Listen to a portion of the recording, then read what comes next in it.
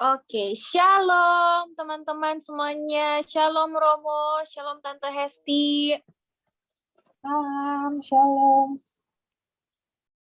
Hari ini aku yakin dan percaya bahwa kita semua sehat, diberikan kesehatan sama Tuhan. Kita mengucap syukur masih bisa berkumpul lagi walaupun kita masih lewat Zoom. Tapi kita yakin dan percaya bahwa Tuhan Yesus juga hadir bersama-sama dengan kita. Aku mau menyapa teman-teman yang baru join. Ada Kania, selamat malam Kania. Sama Kak Ayu, selamat malam Kak. Ada Kak Hendy juga ya, selamat malam Kak Hendy. Halo, selamat malam semua. Selamat malam Romo.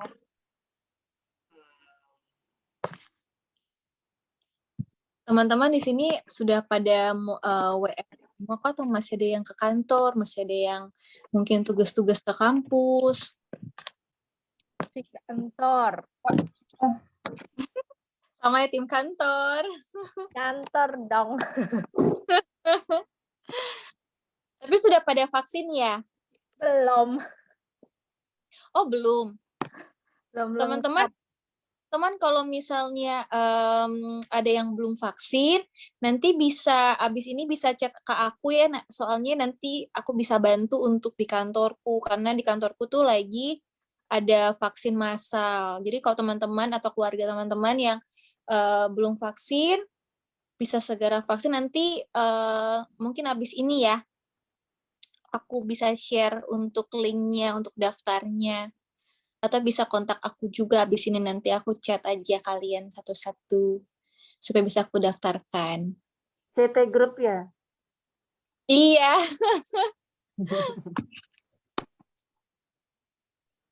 Tante Hesti sudah kan Tante? Sudah lengkap. Oh puji Tuhan.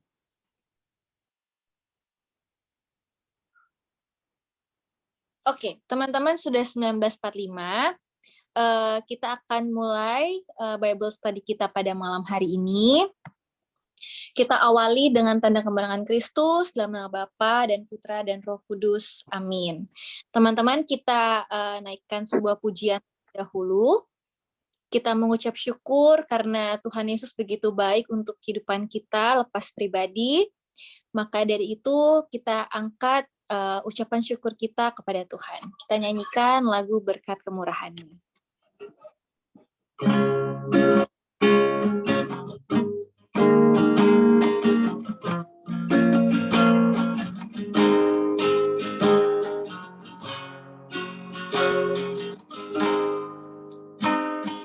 Kau hiasi kehidupanku dengan kemurahan-Mu. Kau rancangkan masa depanku penuh dengan harapan.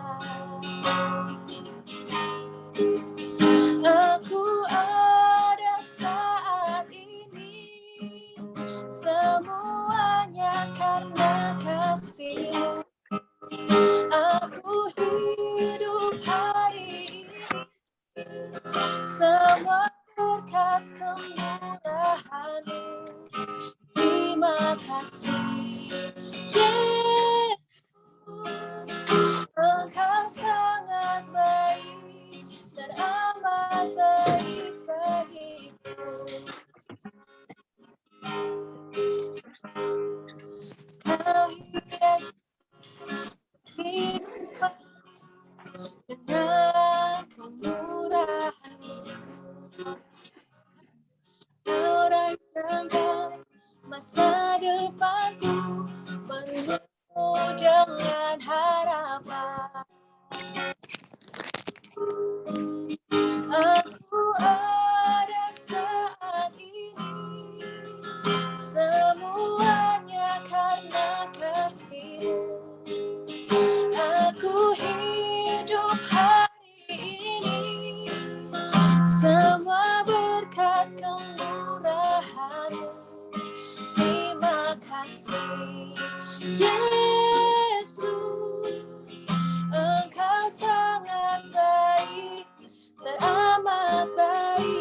aku ada saat ini, semuanya karena kasih-Mu. Aku hidup hari ini, semua berkat kemurahan-Mu. Terima kasih Yesus, Engkau sangat baik, teramat baik. Aku ada saat ini, semuanya Bentar, jam karena 9, Pak. kasih. Masih kenyang. Hidup hari ini, semua berkat kemurahan-Mu.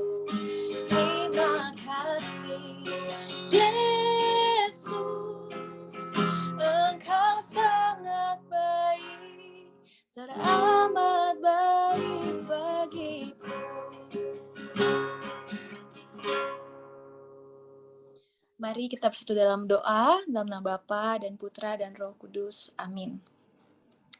Selamat malam Tuhan Yesus, selamat malam Allah Roh Kudus, selamat malam Bunda Maria. Kami mengucap syukur berterima kasih kepadamu karena pada malam hari ini Tuhan masih memberikan kami kesempatan Tuhan untuk berkumpul bersama-sama Tuhan, untuk belajar lagi Tuhan mengenai firman-Mu yang kudus. Ya Bapa, pada saat ini Tuhan kami mengucap syukur bahwa Romo Luki dapat bergabung, berkumpul bersama kami juga Tuhan, yang akan mengajarkan kami mengenai kabar sukacita, mengajarkan kami betapa baiknya Engkau dan betapa mencintainya Engkau Tuhan terhadap kehidupan kami masing-masing. Ya Bapa, kami mengucap syukur hingga pada saat ini Tuhan masih memberikan kami nafas kehidupan. Kami mengucap syukur Tuhan bahwa pada hari ini hingga pada saat ini Tuhan masih mempercayakan kami kesehatan yang sempurna daripada-Mu. Ajarkan kami Tuhan untuk menjadi pribadi yang mudah untuk bersyukur dalam setiap harinya. Ya Bapa, pada saat ini berikan kami hikmat kebijaksanaan Tuhan, berikan Romo kami rahmat-Mu, biarlah apapun yang disampaikan oleh Romo kami Tuhan, semuanya menjadi pedoman untuk kehidupan kami dalam menjalankan aktivitas dan kehidupan kami. Berikan kami hati seorang anak dan seorang murid ya Bapa, berkati telinga kami, biarlah apapun yang kami dengarkan daripada-Mu pada malam hari ini dapat menjadi sumber kekuatan, sumber pengharapan, bahkan pedoman untuk langkah kami dalam kehidupan kami. Terima kasih Tuhan Yesus, terima kasih Allah Roh Kudus, kami menyerahkan segala kehidupan kami ke dalam tangan pengasihan-Mu, kami yakin dan percaya bahwa Tuhan terus memberikan yang terbaik untuk kehidupan kami. Terima kasih Tuhan Yesus atas segala pengorbanan-Mu yang telah Kau berikan dalam kehidupan kami. Berkati kami Tuhan dan kami siap untuk mendengarkan firman-Mu. Hanya dalam nama Bapa kami telah berdoa dan mengucapkan syukur. Amin. Amin. Silakan Romo. Udah. Teman-teman semua, juga Ibu Esti yang dikasih Tuhan, selamat malam, shalom. Malam Salam Romo. sehat. Malam, Romo. Tadi Halo, ada Romo. disampaikan yang belum menerima Malam, Romo. vaksin, semoga divaksinasi. Nggak hanya itu, saya kira. Juga ini update data di Biduk. Jadi kalau yang udah vaksinnya kasih tahu ketua lingkungannya, aku udah vaksin gitu loh.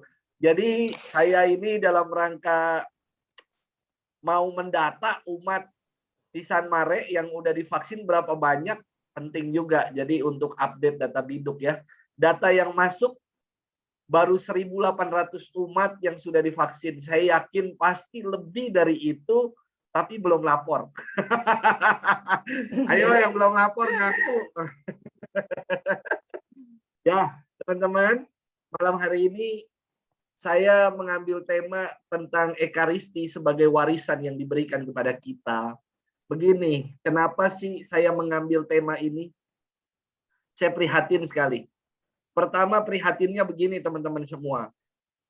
Belum lama sekarang itu di San Mare kan misanya udah ditutup sementara ya, misa offline ditiadakan. Ketika ada misa offline, kan daftar di web Bela Rasa, gitu. Nah, lalu yang sudah mendaftar tapi tidak datang oleh tim dalam upaya supaya umat konsekuen dong, konsisten dong. Kalau udah daftar ya datang dong, gitu ya kan? Nah, maka timnya itu SMS, WhatsApp ke umat-umat yang udah daftar tapi nggak datang. Salah satu yang menarik begini dikatakan, maaf kami nggak datang, ada keperluan mendadak, tapi kami ikut kok misa offline dari jalan. Ikut misanya dalam mobil katanya gitu ya. Kami udah ambil SMK katanya gitu ya untuk dibawa. Jadi nanti selesai misa kami cari rest area lalu kami terima komuni dulu. Kira-kira boleh apa kagak sih kayak gitu teman-teman ya? Bukan perkara boleh atau tidak. Nanti kita akan sama-sama menelaahnya lebih dalam. Lalu di dalam majalah Hidup ada pertanyaan juga nih dalam majalah Hidup edisi minggu ini, majalah Hidup yang ke-26 ini dia nih ya. Ada di kolom apa itu namanya tuh? Kolom konsultasi iman. Ada pertanyaan begini. Boleh nggak sih, ini pasti dari seorang muda nih, namanya Carla di Surabaya. Boleh nggak sih kami misa online di kafe?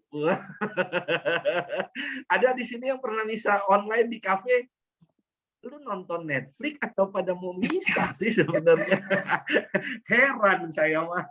Nah, dari fenomena-fenomena itu teman-teman, saya ingin membagikan sharing ya.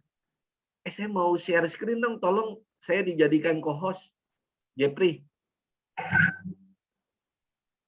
Ya majalahnya blur tapi kelihatan lah majalah Hidup edisi 26 tuh, 26 ya. Minggu ini pokoknya minggu ini. Saya yakin di sini ada yang langganan majalah Hidup, kagak ada pasti. Lebih baik langganan kuota internet, Netflix. Ya, ini ya teman-teman semua. Saya siapkan materi ini. Sekitar ada 200 slide. Ya, saya ingin membahas tentang ini, Ekaristi, warisan istimewa Yesus untuk gerejanya. Kita tahu ya, kita tahu ini. Tapi kadang-kadang kita punya keengganan loh untuk merayakan Ekaristi dengan berbagai macam alasan-alasan. Saya mau tanya, mic-nya boleh dibuka. Yang betul jawab saya kasih hadiah. Bacaan minggu lalu pada Ekaristi hari Minggu, bacaan Injilnya tentang apa ya? Halo, anak-anak Bible Study. Pada misa nggak tapi nih hari Minggu kemarin? Bisa dong. Bisa, Romo. Ya pertanyaannya, bacaannya ada yang ingat bacaan Injil hari Minggu kemarin? Yesus menyembuhkan anak bukan. Jadi yang saya ingat ya Romo, Yesus itu dijabah jubahnya oleh perempuan yang sakit pendarahan kemudian sembuh. Mantap, Felicia, nanti dapat berkat ya 2 kali. Terima kasih. Terima kasih Romo berkatnya. Nah, Yesus dalam hari Minggu kemarin bacaannya adalah Yesus yang menyembuhkan seorang perempuan yang sakit pendarahan udah 12 tahun. Sama Yesus menyembuhkan seorang anak kepala rumah ibadat namanya Yairus, si kepala rumah ibadat ini. Anak perempuannya itu sakit. Dalam perjalanan Yesus menuju ke rumah Yairus, keluarganya tuh ada yang datang terus bilang sama mereka, udah buat apa lagi menyusahkan guru, anakmu itu udah mati. Tapi Yesus tidak menghiraukan perkataan itu, tetap datang ke rumah Yairus dan berkata kalau anak ini tidur, dan Yesus bilang, Talita kum, hai anak, aku berkata kepadamu, bangunlah, bangkitlah. Dan anak itu berdiri, bangun, lalu makan. Nah, saya hanya berpikir begini, saya bermenung begini teman-teman semua. Betul nggak ya? Semoga saya salah. Kadang-kadang kita cari Yesus dengan satu pertanyaan, dengan satu harapan, aku dapat benefit apa dengan aku ikut Yesus? Aku dapat benefit apa dengan aku ikut Ekaristi? Aku dapat benefit apa dengan aku ikut Bible study ini? Kalau benefitnya sesuai dengan keinginanku, dengan yang aku harapkan, aku ikut. Tapi kalau tidak sesuai, aku nggak mau ikut. Ini cilaka nih beriman yang kayak gini nih. Kenapa saya bilang cilaka? Aku ikut Yesus dengan mengharapkan dapat benefit, yakni berkat kesembuhan. Aku ikut Ekaristi supaya dapat berkat komuni penyertaan Tuhan dan aku dikuatkan dalam apapun yang aku alami. Lantas kalau dalam perjalanan hidup, ini refresh rate COVID itu penularannya menurut catatan seorang dokter yang saya lihat di TikTok, katanya udah 45%. 45%. Jadi peluangnya tuh udah hampir 50-50 gitu loh. Kita berjumpa dengan orang yang COVID. Ya. Padahal menurut standar WHO, di salah satu negara itu tidak boleh angka COVID-nya itu di atas dari 5%. Tapi negeri kita di Indonesia 45% sob. Gile. Jadi ya setiap dari 2 atau 3 orang ada yang COVID di antara itu. Jadi presentasinya besar sekali gitu loh saat ini. Namun saudara-saudari, lantas apakah kalau kita lagi dirundung masalah, dapat sakit, apakah kita terus nggak ikut Tuhan? Apakah kita terus ngambek dan nggak lagi ikut Ekaristi? Kalau kita ikut Bible study, dengan pertanyaan aku dapat benefit apa? Aku pengen punya teman, aku pengen dapat penguasaan bahasa roh. Aku jadi mengerti tentang kitab suci dan lain-lain. Sementara kalau benefit itu tidak didapat, apakah terus kita meninggalkan yang namanya Ekaristi, mengikuti Tuhan, juga nggak ikut lagi Bible study ini? Teman-teman, maka buat saya dalam khotbah saya minggu lalu, yang terpenting iman kita harus semakin dalam. Iman itu dari kata Ibrani emunah. Beriman yang hanya tanya aku dapat benefit apa, itu beriman yang sangat oportunis sekali. Kita mengikuti Tuhan dengan pertanyaan aku dapat benefit apa dengan aku ikut Tuhan. Aku dapat berkat apa dengan aku ikut Tuhan. Itu beriman yang sangat oportunis. Beriman kita harus jauh lebih mengakar, jauh lebih dalam. Beriman kita bukan bertanya aku dapat benefit apa. Kita beriman dari kata emunah tadi dalam bahasa Ibrani. Iman itu dari kata aman emunah yang artinya adalah meyakini, mengandalkan. Maka saya senang sekali dengan satu terjemahan yang ada di gambar Yesus kerahiman ilahi. Ketika saya pergi berziarah tahun 2016 ke Santa Faustina di mana itu ya? Saya jadi lupa. Itu menarik sekali loh. Devosi kerahiman ilahi. Di sana tertulis di bawahnya itu Jesu ufam tobii. Ya, di slogan pita di bawah gambar kerahiman ilahi tertulis Jesu ufam tobii, yang diterjemahkan dalam bahasa Inggris Jesus I trust in you. Bagus sekali. Saya bertanya-tanya terjemahannya apa ya dalam bahasa Indonesia. Di kapel kita ada gambar Yesus kerahiman ilahi.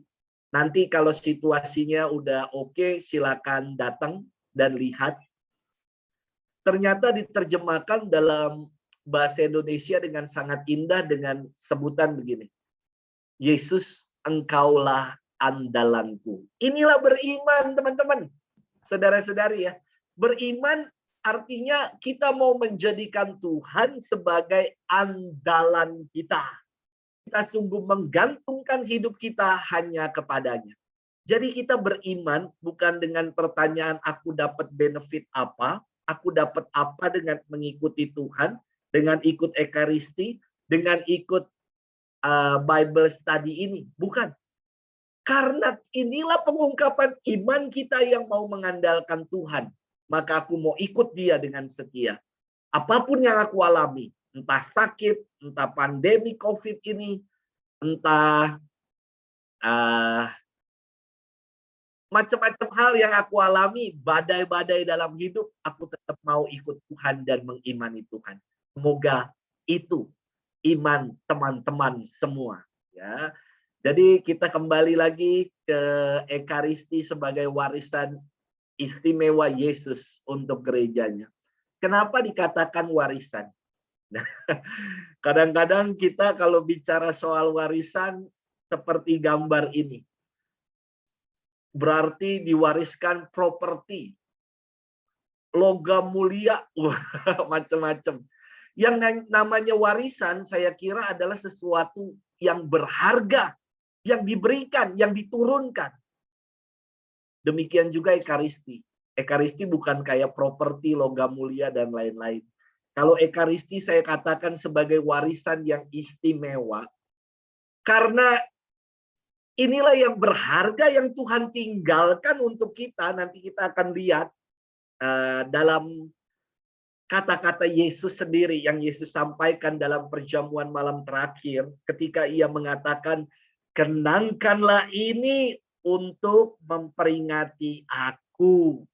Kenangkanlah peristiwa ini sebagai peringatan akan aku. Ini kan istimewa, sebuah warisan yang Yesus berikan kepada kita untuk mengenangkan perjamuan. Nanti makna Ekaristi secara lebih dalam akan saya jelaskan lebih lanjut ya.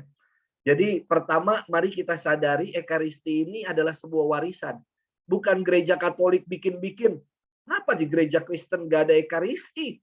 Hanya ada ibadat sabda.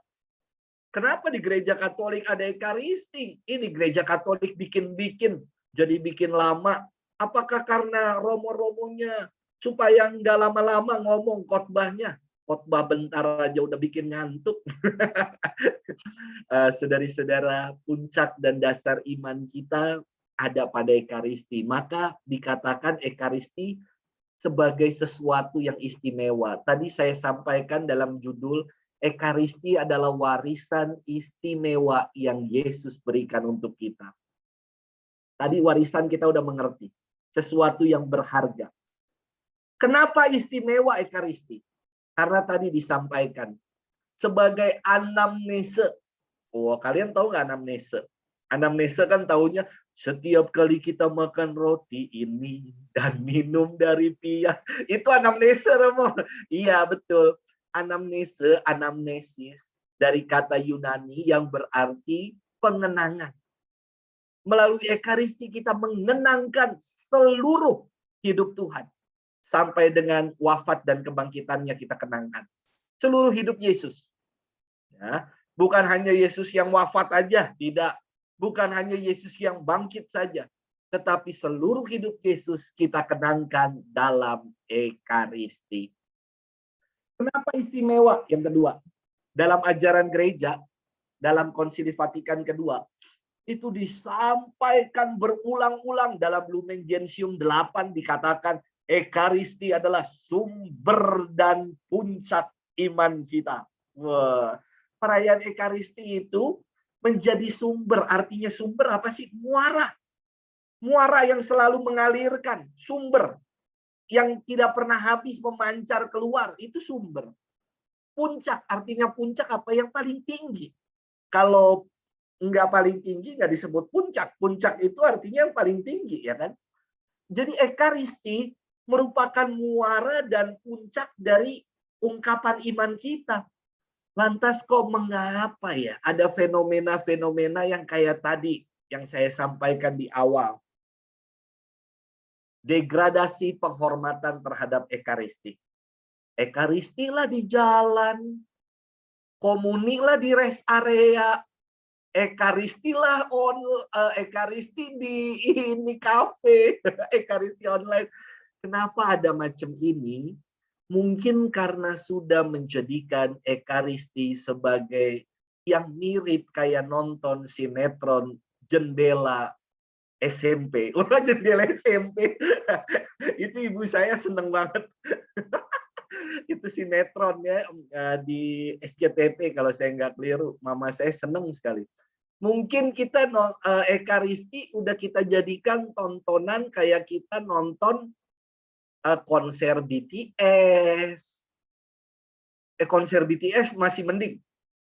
Itu kenapa saya bilang masih mending? Para ARMY ketika nonton konser itu dia juga ikut terlibat gitu loh. Ikut hanyut di dalamnya. Tapi coba, kalau kita ikut Ekaristi online, kaki diangkat satu, sembari nyemil, tangan dilipat, ya kan? Sembari tidur, dibilang Tuhan sertamu, awah gelap. Saudari-saudara, teman-teman semua. Kita nggak lagi berpartisipasi kalau nonton konser BTS masih teriak, wah, Park Jimin, Kim Taehyung, masih ikutan nyanyi. Tapi kalau Ekaristi, udah kita diem 1000 bahasa. Ekaristi bukan kayak nonton kayak begitu. Bukan juga kayak nonton Netflix, Hospital Playlist, Descendant of the Sun, apalagi sih film-film yang baru. Udah lama nggak lihat ya. Teman-teman semua, tidak kayak gitu dengan Ekaristi sebagai warisan yang istimewa. Mari kita lihat. Sebelumnya saya ingin membedakan ini dulu. Banyak yang kadang-kadang nggak tahu. Bedanya antara sakramen dengan sakramentali. Ekaristi itu kan disebut sebagai sakramen, sakramen Ekaristi, ya kan? Apa yang dimaksud dengan sakramentali? Nanti jadi disamaratakan lagi antara sakramen Ekaristi dengan sakramentali. Nah, berbeda sekali. Yang namanya sakramentali adalah kegiatan atau barang yang berkaitan dengan sakramen. Yang mirip dengan sakramen. Fungsinya adalah yang menunjang, menyiapkan, atau melanjutkan sakramen yang digunakan oleh gereja untuk memohon hal-hal khusus yang bermanfaat untuk kehidupan jemaat. Contoh, memohon berkat atas air.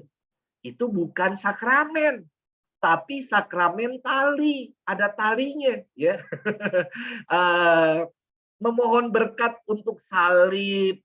Lalu ibu-ibu mohon berkat untuk kandungannya. Boleh nggak? Boleh. Tapi itu bukan sakramen. Itu adalah sakramentali. Mohon berkat rumah. Boleh. Sakramentali. Nah, sakramentali itu adalah bentuk dan kegiatan pengudusan yang lain yang dilakukan dalam gereja mirip dengan sakramen. Tadi yang saya katakan ya. Ini contoh-contohnya pemberkatan rumah, ibu hamil, mesin pabrik, rosario, patung, dan lain-lain. Jadi semoga teman-teman semua, saudara-saudari, semakin paham beda loh. Ekaristi ini disebut sakramen, bukan sakramentali. Sebelum masuk apa itu sakramen, teman-teman saya ingin tanya. Silakan dibuka mic-nya biar nggak ngantuk, biar saya juga nggak ngomong sendiri. Kalau teman-teman lihat gambar yang saya tunjukin ini, ada orang di tengah-tengahnya. Ini kira-kira gambar ini menunjukkan apa ya? Naik eskalator, Romo. Wah, naik eskalator ya. Saya jadi ingat suatu hari tahun 2014 saya pernah ajak mama-mama dari Papua ke Grand Indonesia tahun 2014, udah 7 tahun yang lalu. Ketika naik eskalator, dia sendalnya dia copot.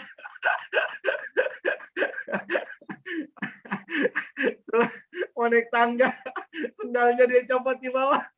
Saya bilang, Mama, nanti kau kesetrum di situ. Aduh, lucu sekali ya. Kita tahu ya, kalau ada tanda, lambang, atau simbol tentang ini artinya ada artinya. Gambar ini bukan hanya sembarang gambar, tapi ada gambarnya kalau itu adalah eskalator, bukan lift, eskalator.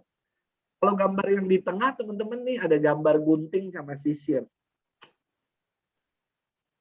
Barbershop. Barbershop. Salon. Salon, barber, ya. Kalau yang laki-laki barber, kalau yang cewek salon. Terkait dengan gunting-menggunting rambut, kita tahu ya kan. Ini nih gambar berikutnya. Bandara ya. Bendera lu yang bener lah. Bandara airport di airport. Oh, di airport. Ruang tunggu. Ruang tunggu. Ruang Oh, tunggu ya. iya, iya. Ruang tunggu ya teman-teman ya. Ada orang duduk sembari ada jam. Ini disebut ruang tunggu. Nah, lalu berikutnya ini teman-teman. Minum, air minum, tapi boleh Yang dari suka- wastafel. Ya, airnya bisa diminum ya kan. Oh, iya. Berikutnya ini ada gambar apa nih? Ganti popok bayi. Ganti popok. Tempat ruang ganti popok, changing station. Ya. Nursery room. Nursery room ya bahasanya kalau di mall-mall di gereja kita juga ada di nursery room. Ruang ibu menyusui, ganti popok dan lain-lain di situ gitu ya. Ini terakhir Buang sampah. Tempat sampah. ya. Buanglah sampah pada tempatnya gitu ya. Nah, teman-teman, kita tahu ya gambar-gambar ini menggurat sebuah makna. Kalau enggak, gambar-gambar ini tidak menjadi sebuah tanda saya kira, tidak menjadi sebuah simbol atau lambang. Nah, saya udah sebut dari tadi ada kata tanda, ada kata simbol, ada kata lambang. Bedanya apa sih? Mari kita lihat bedanya. Antara tanda, simbol, dan lambang. Tanda memiliki hubungan langsung dengan kenyataan yang bersifat universal. Itu tanda. Tanda baca, sesuatu yang universal, titik, semua dalam semua bahasa ya titik, titik, koma ya koma gitu loh ya kan. Itu disebut tanda baca. Sesuatu yang memiliki hubungan langsung dengan kenyataan dan bersifat universal. Ya, itu disebut tanda. Tanda tangan. Kenapa tidak disebut lambang tangan? Kenapa tidak disebut simbol tangan? Tidak. Tapi disebut tanda tangan. Memiliki hubungan langsung dengan diri kita. Secara keseluruhan mewakili diri kita yang universal. Tanda tangan kita. Ya, otorisasi. Lambang digunakan sebagai sesuatu untuk menunjukkan sesuatu yang lain. Lambang sifatnya itu lebih sempit. Hanya berdasarkan kesepakatan sekelompok orang. Maka kalau kita bilang burung Garuda lambang negara kita, ya kan? Burung Garuda.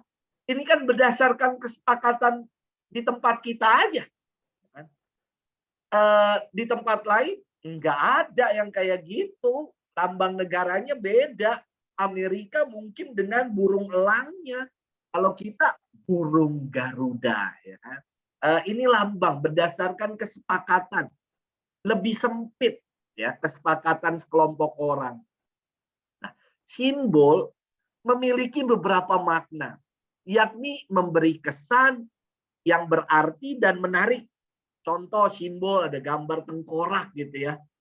Itu simbol. Artinya apa? Memberi kesan dan makna hati-hati itu berbahaya. Jadi semoga kita tahu dan paham dulu antara tanda, simbol, dan lambang. Lantas apa itu sakramen? Sakramen itu disebut sebagai tanda sesuatu yang bersifat universal. Bukan hanya simbol, teman-teman. Bukan hanya simbol. Sakramen itu merupakan tanda sesuatu yang dimensinya itu universal.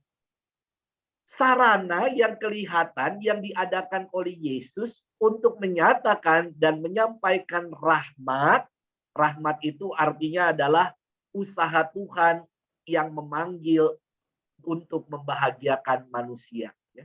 Jadi sakramen merupakan tanda dan sarana yang kelihatan yang diadakan oleh Yesus untuk menyatakan dan menyampaikan rahmat-Nya. Maka istimewa bukan kalau kita mengikuti yang namanya sakramen Ekaristi. Di situ menjadi sarana untuk kita mengalami rahmat Tuhan.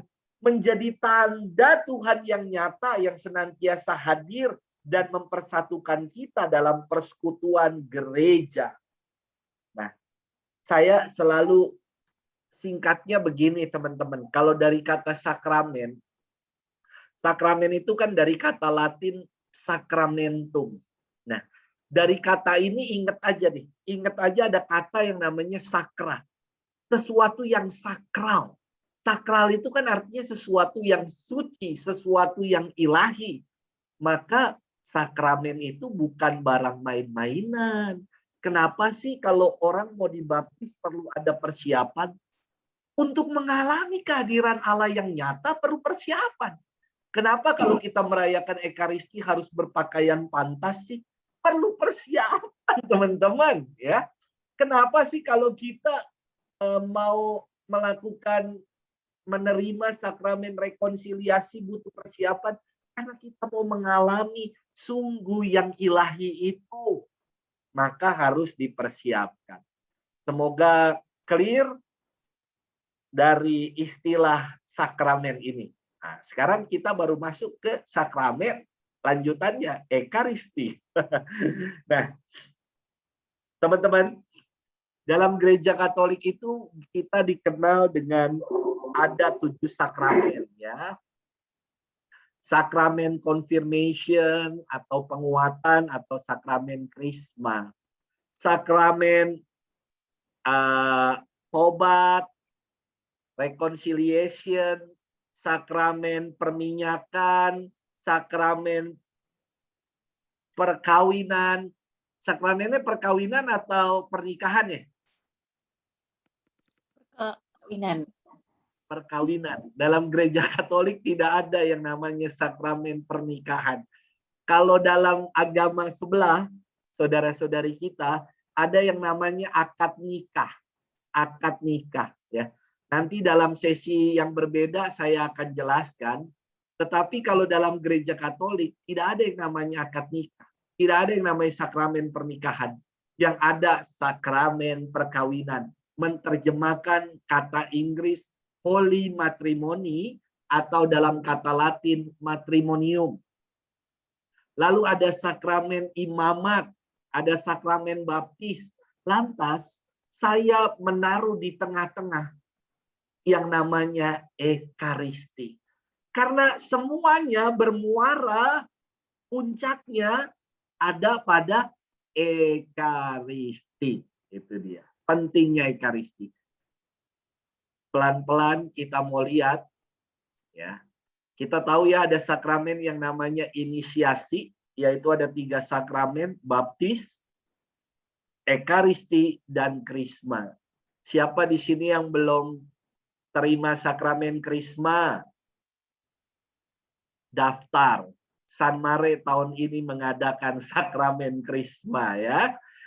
Dengan menerima 3 sakramen utama ini yang disebut sebagai sakramen inisiasi dari kata inire, artinya in, dimasukkan ke dalam, inire.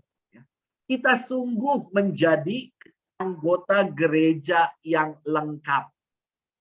Dengan sakramen baptis, kita diangkat menjadi anak-anak Allah. Dengan sakramen Ekaristi, kita dipersatukan dengan Allah, menerima tubuh dan darah putranya. Dengan sakramen Krisma, kita diutus untuk bersaksi di tengah kehidupan nyata. Inspirasi dari sakramen Krisma ada dalam Kisah Rasul 2, kisah tentang hari Pentakosta. Ketika para murid yang tadinya ketakutan, mengurung-urung di dalam rumah mereka, ketika Roh Kudus dicurahkan atas mereka, Petrus dan teman-temannya dia buka pintu, dia bersaksi akan Yesus yang sungguh telah bangkit. Ya, itulah sakramen Krisma. Kenapa? Teman-teman begini, ini kan banyak yang OMK ya, juga KKMK. Romo, kenapa sih ribet amat orang mau menerima sakramen perkawinan kok diminta untuk menerima sakramen Krisma? Sakramen perkawinan itu kan sakramen yang ingin menunaikan kesaksian dalam peziarahan rumah tangga, ingin bersaksi, ya kan? Menjadi saksi. Ya bukan hanya kawin sama-sama suka, udah langsung kita kawin aja yuk. Enggak, tapi mau memberikan kesaksian. Nah, bagaimana mungkin, ini logika gereja, bagaimana mungkin orang bisa bersaksi kalau dia belum dicurahi dengan Roh Kudus dengan menerima sakramen Krisma. Jadi, baik sekali ajakan dalam gereja Katolik untuk menerima sakramen Krisma sebelum menerima sakramen perkawinan. Supaya di tengah batera kehidupan boleh memberikan kesaksian hidup nyata ya di tengah hidup keluarga. Itu dia. Berikutnya pembagian jenis sakramen ini ya ada 3. Yang disebut sakramen inisiasi ada 3 bagian tadi ya.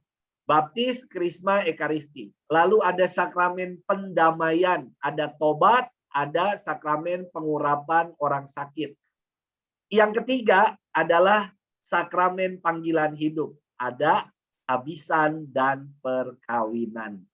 Jadi sakramen ada 7, bisa dibagi dalam 3 kategori. Sakramen inisiasi, sakramen pendamaian, sakramen panggilan hidup. Di dalamnya ada itu 7 sakramen. Berikutnya teman-teman ya. Nah ini dia. Saya mau tanya. Yang benar mana? Ikut Ekaristi, perayaan Ekaristi, atau ikut misa? Ayo. Ekaristi. Ekaristi apa misa, Gabriela? Semuanya sebenarnya Romo. Aduh, benar. Semuanya benar ya. Ikut Ya. misa atau ikut Ekaristi? Kok Romo dari tadi bilangnya sakramen Ekaristi? Sakramen misa ada nggak? Enggak. Nggak ada, Romo. Nah terus yang kita ikuti tiap minggu itu sakramen Ekaristi atau sakramen misa? Sakra. Ekaristi, Romo. Ekaristi apa misa? Ayo. Ekaristi. Ekaristi. Berarti nggak ikut misa dong. Bingung nih. Inuan anak-anak. Romo. Hah? Misa Ekaristi Romo. Semuanya. Romo. Oke. Sekarang saya jelasin supaya kalian nggak bingung. Apa sih itu Ekaristi? Apa itu misa? Nah, sama atau beda? Begini. Beda, teman-teman. Antara Ekaristi atau misa beda. Ekaristi itu dari kata Yunani Eukaristein. Misa itu dari kata Latin ite misa es yang berarti perutusan. Nah, tapi begini teman-teman semua, sabar dahulu. Dalam dokumen Institutio Generalis Missalis Romawi atau yang dikenal menjadi PUMR, Pedoman Umum Misale Romawi, dan keluarnya TPE baru, dalam pedoman yang disebut Missale Romanum Edition Typica Tertia tahun 2002 memungkinkan penggunaan kedua istilah ini. Antara Ekaristi atau misa bisa disamakan walau maknanya beda. Bedanya di mana?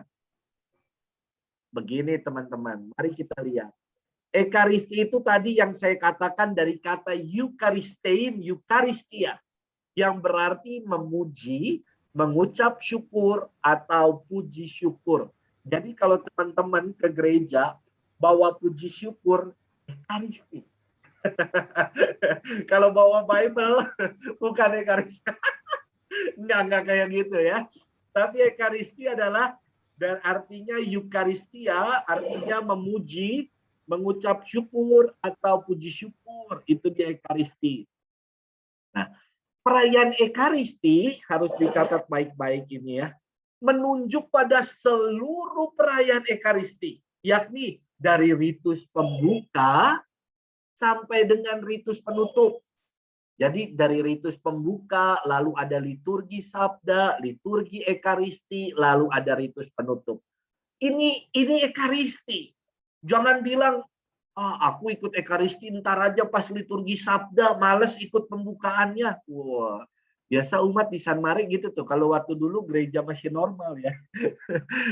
Teman-teman, saudara-saudari semua, biasanya itu ya, Bapak Arifin itu saya lihat dia sibuk tuh ngitung prodiakonnya.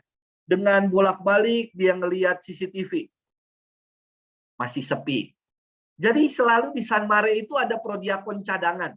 Bukan hanya pemain bola aja ada cadangan, tapi prodiakon juga ada prodiakon cadangan. Karena bisa nanti ketika bacaan pertama, aula penuh. Setelah bacaan Injil mau khotbah, sudah sampai keluar-luar, sampai ke Gua Maria. Biasanya gitu waktu normal ya. Nostalgia ketika misa normal. Aduh, menggembirakan sekali. Sekarang saya misa, yang dilihat, aduh, Mas Dika lagi. Aduh. Sekali-sekali lihat OMK, Kak. Teman-teman semua, ya itu Ekaristi ya. Dari artinya memuji, mengucap syukur, menunjuk seluruh perayaan. Nah, ini lanjut lagi dulu. Ekaristi itu adalah ucapan syukur atas karya penyelamatan Allah yang terlaksana dalam diri Yesus Kristus. Gereja menghadirkan, mengenangkan misteri keselamatan itu istimewa di sini dan sekarang. Wah, luar biasa ya. Jadi kita tuh melalui Ekaristi kenapa disebut puji dan syukur? Kita bersyukur atas karya penyelamatan Allah. Jadi dalam Ekaristi itu kalau ada orang yang mukanya itu muka sedap, muka tanpa senyum, mutase, aduh gitu berban-ban. Sebenarnya dia tidak merayakan Ekaristi buat saya. Karena esensi dasar dari makna Ekaristi adalah kita mau mengucap syukur. Masa ketika mengucap syukur wajah kita itu ditekuk-tekuk kayak baju yang belum disetrika, ya kan? Lecek gitu ya. Nggak kayak gitu. Kita mau bersyukur atas karya penyelamatan Allah. Maka seharusnya dengan semangat, dengan gembira gitu ya. Walaupun gereja kita tuh buat saya sangat simbolis loh ya. Gereja kita kan bangunannya itu seperti bahtera, ya kan? Perjalanan bahtera Nuh gitu yang membawa keselamatan.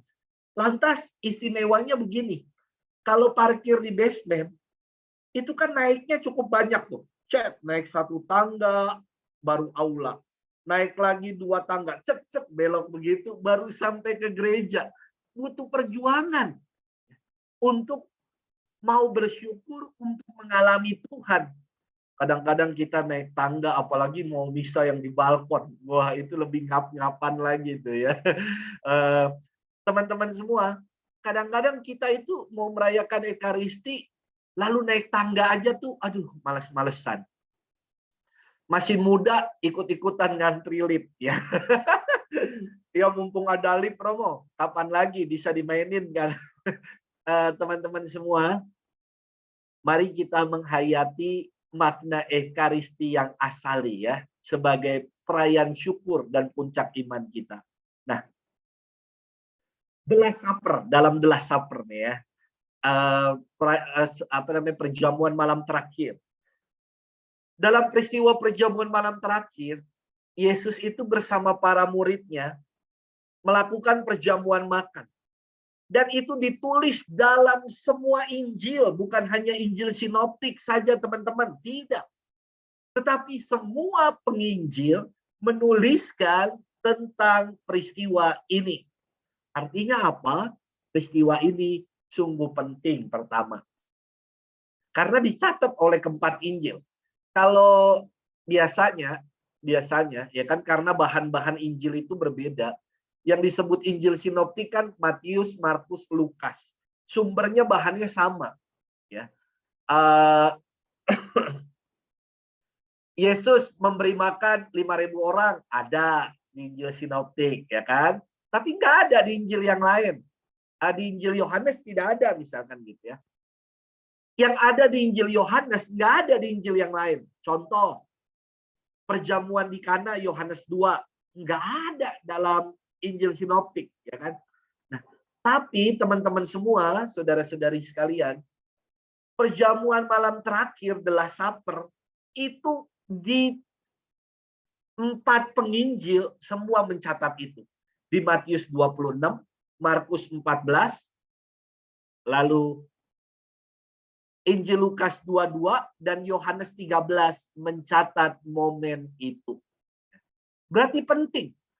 Pertama, perlu kita ketahui, perjamuan malam terakhir itu menggenapi perjamuan Paskah dalam Perjanjian Lama. Jadi yang namanya Ekaristi atau perjamuan malam terakhir yang dibuat Yesus atau Ekaristi, ya, sebenarnya dari tradisi Yahudi, teman-teman. Ingat dalam perayaan malam Paskah, ada bacaan yang mengatakan seorang bapak harus berikat tali pinggang, makan sayuran pahit, ya, dan bercerita tentang karya keselamatan Allah yang membebaskan mereka dari perbudakan di Mesir. Itulah Paskah. Paskah edisi Yahudi. Perjamuan malam terakhir juga ada tradisinya dalam tradisi Yahudi, Yudaism. Maka ada sebutan doa dalam Ekaristi itu yang disebut doa Birkat Hamazon, doa berkat, doa persembahan. Itu ada dalam Ekaristi. Tetapi teman-teman semua, Ekaristi yang kita rayakan sekarang, Yesus memberikan sebuah makna baru. Bukan lagi seperti makna dalam perjamuan Yahudi, makan Yahudi. Tidak. Beda sekali yang kita rayakan Ekaristi hari ini. Ya. Karena, saya jelasin misa dulu lah tadi. Ntar baru abis ini balik lagi ke Ekaristi. Aduh, maaf.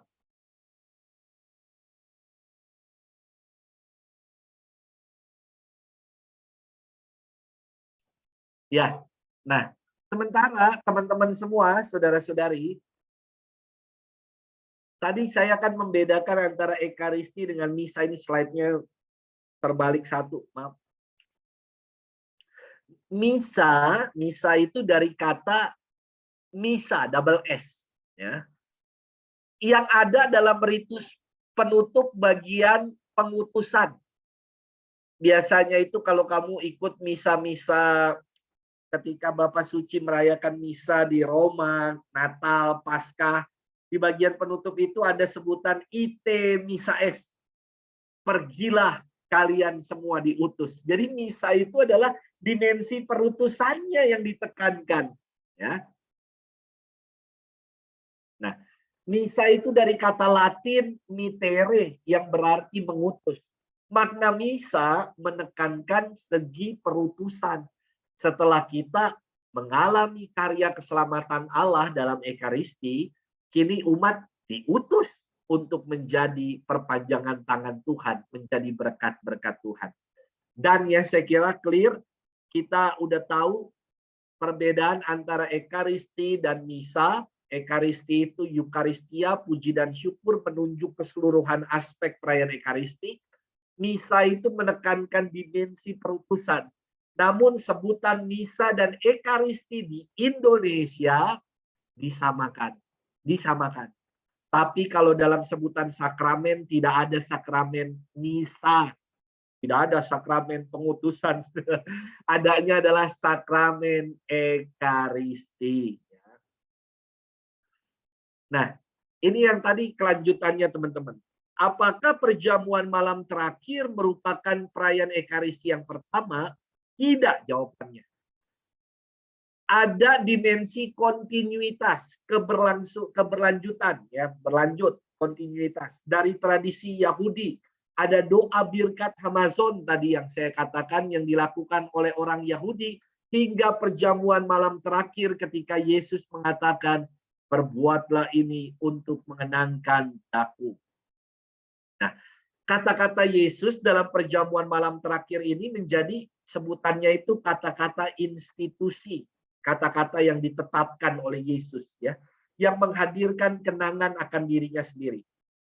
Nah, diskontinuitasnya, titik putus antara tradisi Yahudi dengan makna Ekaristi baru adalah diskontinuitas yang disebut perayaan Ekaristi nggak sama dengan perjamuan malam terakhir. Tidak sama. Ketika Yesus, ini dalam peristiwa Rosario, ini peristiwa yang peristiwa mulia. Peristiwa terang yang kelima, dikatakan Yesus menetapkan Ekaristi. Tapi penetapan Ekaristi itu muaranya dari perjamuan malam terakhir. Iya dan tidak. Bisa iya dan tidak ya teman-teman ya. Ada dimensi kontinuitas, ada yang namanya diskontinuitas. Atau bahasa gampangnya begini. Bisa iya dan bisa tidak. Karena apa? Iyanya Ekaristi memang melanjutkan tradisi Yahudi. Tapi tidak. Karena apa? Karena Ekaristi memberi makna baru. Jadi dalam perjamuan malam terakhir, itu kan Yesusnya belum wafat. Sementara dalam Ekaristi, kita mengenangkan seluruh hidup Tuhan sampai dengan wafat dan kebangkitannya.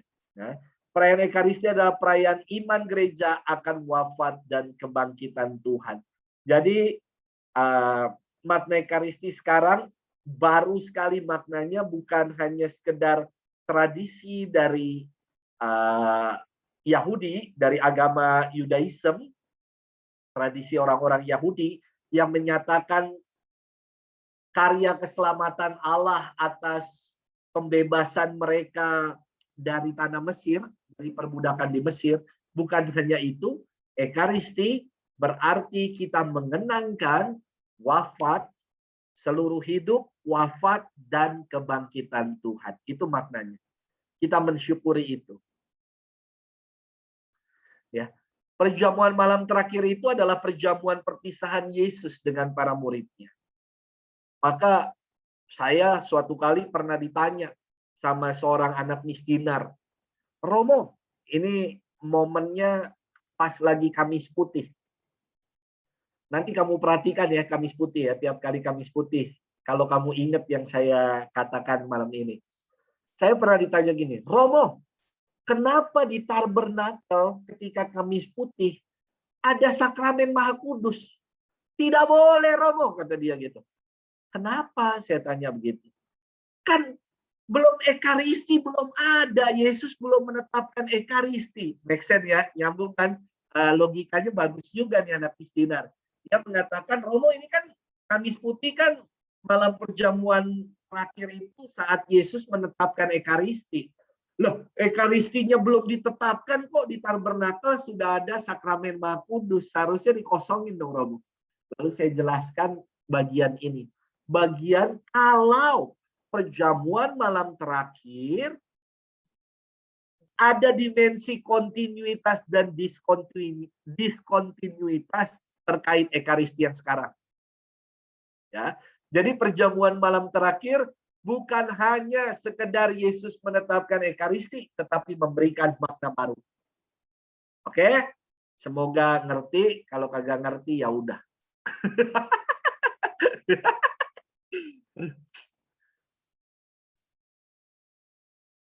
Nah, teman-teman semua, ketentuan pastoral Regio Jawa mengatakan begini, ini penting juga untuk kita ketahui ya tentang makna Ekaristi. Ekaristi adalah perayaan kenangan wafat dan kebangkitan Tuhan, di mana kurban salib diabadikan sepanjang masa.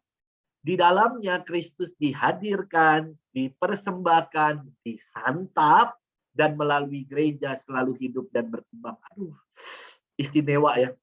Kalau kita sungguh mengimani setiap rumusan yang dikatakan ini. Perayaan pengenangan, anamnese akan wafat dan kebangkitan Tuhan. Yesus tuh wafat buat apa sih? Untuk menebus kita loh. Ya. Dengan wafatnya segala dosa kita dihapuskan, hutang dosa kita. Dengan wafatnya, ia menjadikan kita sebagai anak-anaknya. Ya, selain menembus juga mengangkat kita menjadi anak-anaknya. Ia mengatakan kepada Ibu Maria, dia mengangkat Ibu Maria menjadi ibu kita semua. Dia mengatakan kepada muridnya ketika di atas kayu salib, inilah ibumu. Dan kepada ibunya dia mengatakan, inilah anakmu. Ya, dengan demikian kita diangkat loh menjadi saudara-saudari Tuhan. Dengan kebangkitannya istimewa. Kita disiapkan sebuah pengharapan akan kebangkitan mulia kelak. Nah, kan? Jadi semoga kita semakin mengimani akan makna Ekaristi sebagai sumber dan puncak iman kita gitu loh. Teman-teman semua, Ekaristi merupakan puncak seluruh ibadah dan sumber yang menandakan serta menghasilkan kesatuan umat Allah dan menyempurnakan pembangunan tubuh Kristus. Dengan demikian, sakramen-sakramen lain, yang tadi ada 6 itu, semua karya kerasulan gerejawi melekat erat dan diarahkan kepadanya, kepada Ekaristi. Ekaristi itu tadi udah saya jelaskan sebagai sumber dan puncak. Nah, maka penting yang namanya kita ada tanda hormat dalam Ekaristi, teman-teman. Dengan apa? Coba lihat gambarnya. Berpakaian pantas, ya. Kodong-kodong kita Ekaristi mau merayakan pujian syukur atas penebusan, atas kebangkitan, tapi kita berpakaian yang tidak pantas. Ekaristi itu kan disebutkan gini ya. Ada lagu yang mengatakan begini.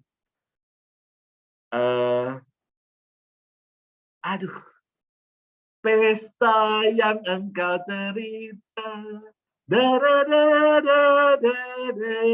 Ekaristi itu sebagai sebuah pesta.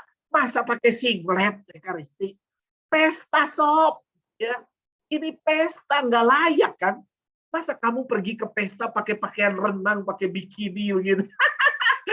Nggak layak sob. Ini Ekaristi. Berpakaian pantas sebagai wujud hormat kita. Ini pesta loh, pesta perjamuan. Saya senang sekali ya. Orang coba kita lihat ya, orang-orang Kristen gitu loh. Kalau mereka merayakan ibadah, mereka tuh pakai jas, dasi, keren gitu loh. Kadang kita kaos oblong, udah oblong bolong-bolong lagi. Oh, lalu kalau dibilang, Romo, Tuhan tidak melihat pakaian kita tadi. Iya, gue juga tahu. Tapi wujud sikap hormat itu diungkapkan secara nyata gitu loh. Dengan sikap kita, cara kita berpakaian, berpenampilan gitu loh. Tapi jangan juga terus ikut misa kayak kita mau ikut fashion show gitu loh. Wow, dengan sanggul, anting-anting yang sampai telinganya itu. Wah, ya ini bukan fashion show, ikut misa. Makanya saya sebut berpakaian yang pantas. Norma kepantasan itu, norma sopan santun itu saya kira Tuhan sudah menorehkan dalam hati kita masing-masing lah. Yang disebut kepantasan. Ya kan? Silakan berdiskresi atau menimbang-nimbang sendiri. Lalu Ekaristi, dalam Ekaristi juga tanda hormat kita dalam Ekaristi itu kita tunaikan dengan berpartisipasi utuh dan penuh. Nah ini saya garis bawahi di utuh dan penuh dari awal sampai dengan akhir. Enggak hanya nyanyi di awal semangat dengan gembira bersama melangkah. Wah itu pembukaan semangat. Habis itu bacaan pertama mulai pala nunduk. Bacaan kedua masih nunduk. Bacaan Injil mau nggak mau berdiri tapi nunduk-nunduk. Habis itu khotbah amin-amin. Malahnya udah manggut-manggut. Karena tidur. Jangan kayak gitu. Partisipasi utuh dan penuh dari awal sampai akhir merupakan sikap hormat kita dalam Ekaristi. Teman-teman, saya tuh sangat ngerasa gini loh. Gelo itu nggak enak kelihatnya gitu loh, mangkal bikin bikin kesel. Ada orang yang ikut perayaan Ekaristi umat Allah. Ini kan lagi PSBB ya, misa dengan penjarakan, jadi satu kursi diisi hanya 1 atau 2 orang. Jadi bangku panjang itu diisi 1 sama 2 orang. Ya saya ngelihat orang merayakan Ekaristi nih. Sembari duduknya begini nih, tangannya di atas nih. Wah, sembari gini. Ini misa loh.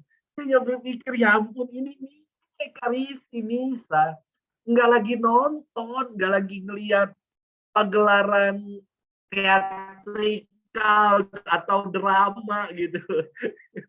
Tapi kadang-kadang kita tuh kayak nonton, santai. Lagi kalau gini kan simbol nyantai gitu kan, tangannya diganjel di belakang yang meja belakangnya. Atau kalau dijantai lagi dilurusin tangannya. Elah.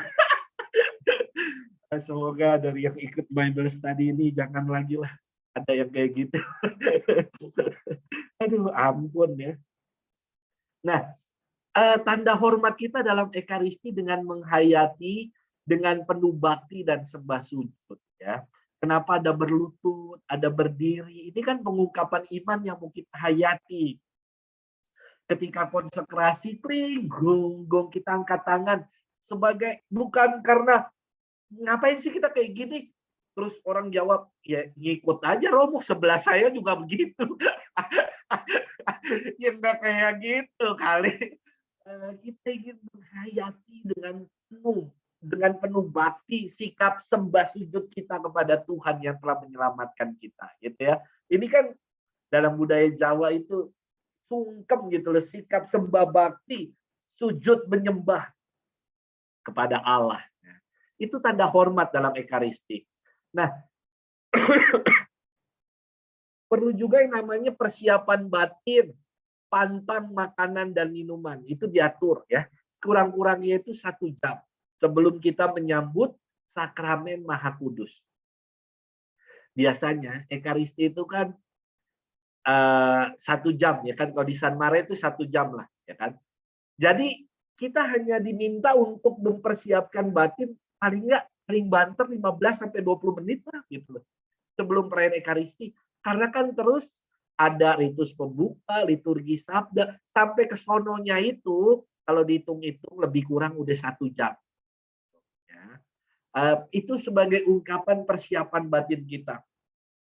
Jangan juga lagi, aduh, khotbahnya lama nih. Kebetulan bawa snack si Tato. Life never flat. Klau.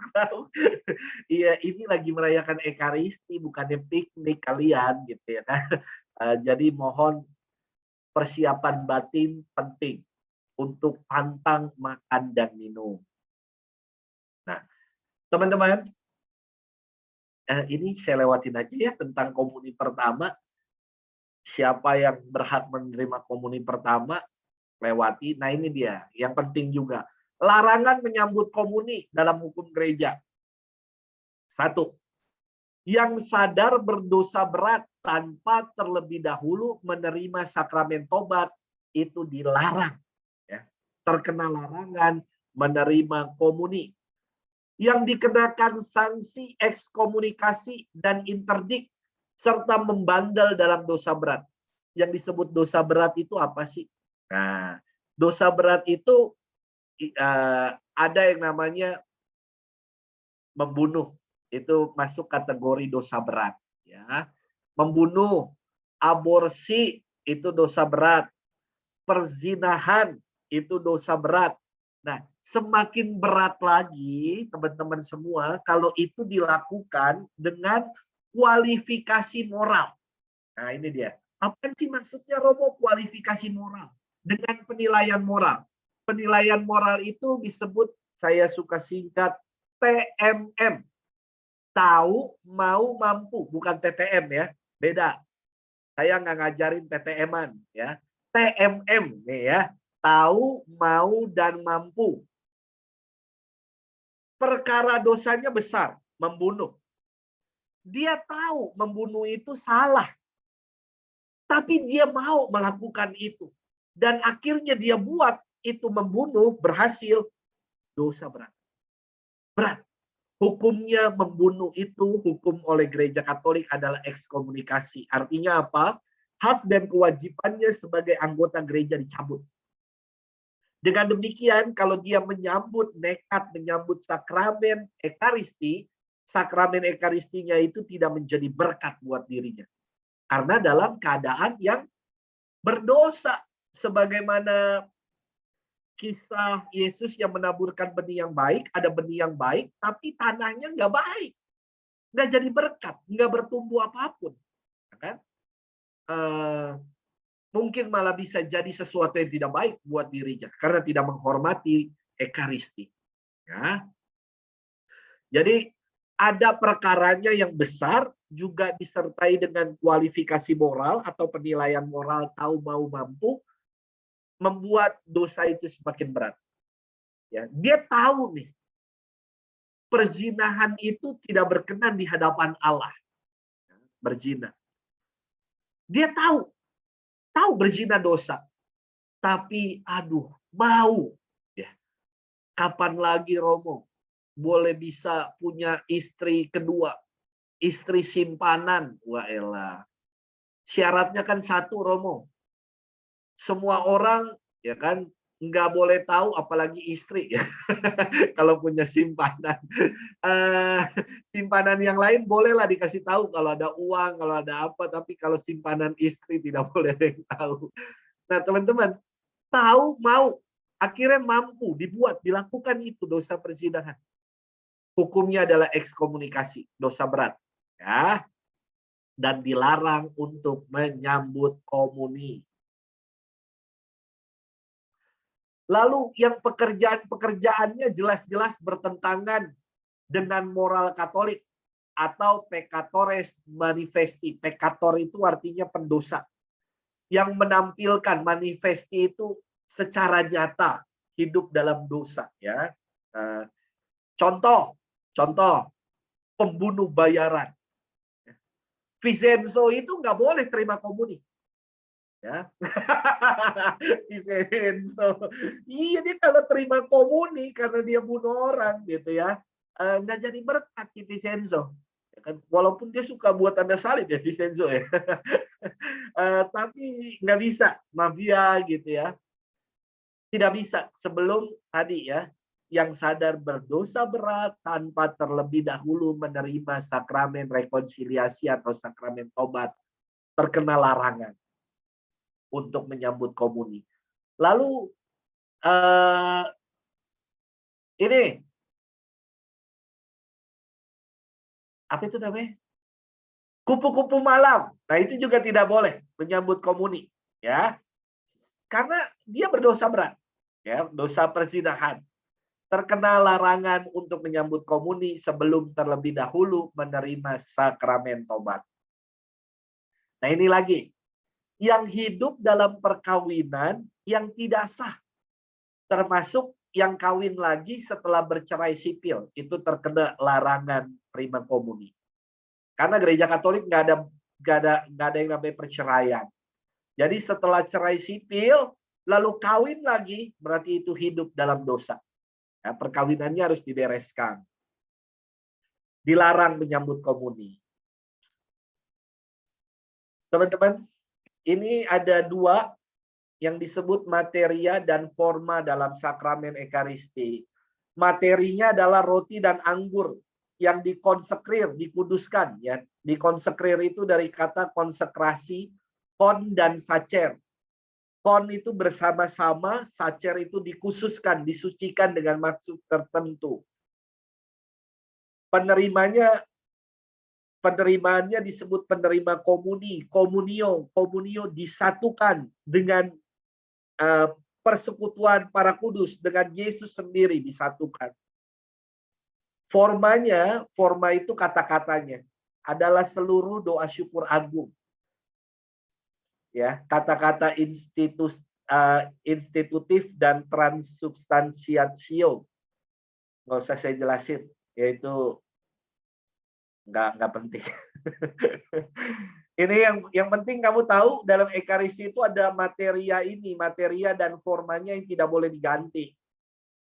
Boleh nggak Romo? Kita kan di Indonesia gitu loh.